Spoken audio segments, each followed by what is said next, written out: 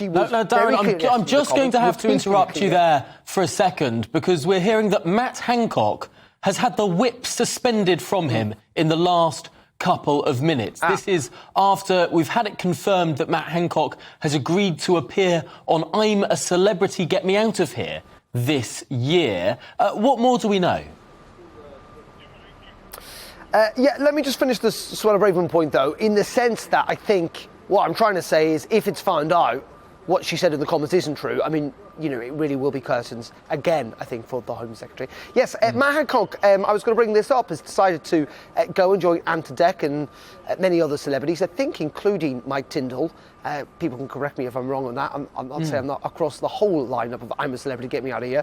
But Matt Hancock, the former Health Secretary, is going to go to the Australian jungle as a celebrity, if you like. You know, he's pretty well known, obviously, being Health Secretary during the pandemic. He is not the first MP, or indeed the first Conservative MP to have done this. Viewers may remember that Nadine Dorries did this when she was a Conservative backbench MP years and years ago. Now, he has had the whips withdrawn for what I would understand the reason is because actually lots of this programme is going to fall in parliamentary time, and there'll be people who are slightly disquieted about the fact that you've got an MP who, instead of representing his constituents, which is essentially his job primarily, that he will be earning quite a lot of money and lots of TV exposure in Australia. I assume, not had confirmation from Number 10, I'm sure we'll find out in the coming minutes when lobby is held for journalists here, but I assume that is the reason it has happened. And you know, interesting, I'm sure there'll be people who'll suggest that Boris Johnson, who's also a constituents MP, spent quite a lot of parliamentary time on holiday in the Caribbean, but didn't have the whip withdrawn. We'll have to wait for a response, as I say, from Number 10 and from Matt Hancock, but I suspect that's the reason that he is going to miss out on lots of parliamentary time because he's swanning away to Australia to earn lots of money on behalf of himself.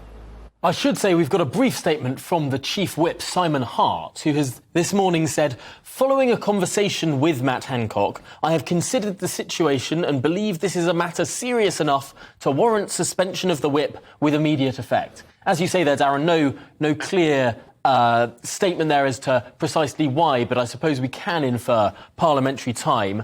And a political ally of Matt Hancock has been in touch with a number of journalists. A political ally who I'm sure is not called Matt Hancock, but something very else. Now, a statement has gone out from this political ally to say, I'm a Celeb is the most watched show on TV.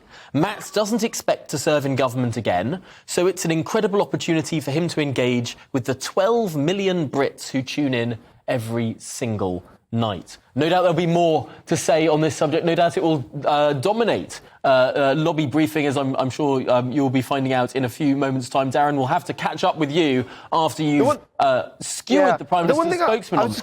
I was just going to add one thing very briefly, Tom, which is, aside from that, is that we've now got so many MPs who've literally had the whip withdrawn from not just the Conservative Party, but across the board, that I think if they were all put them together as independents, they may well start challenging the SNP for the third party. It's quite extraordinary how many MPs this parliamentary session have had the whip withdrawn. Really, really profound stuff there. Well, Darren, I'll let you go there to that lobby briefing, and please do bring us all of the juicy detail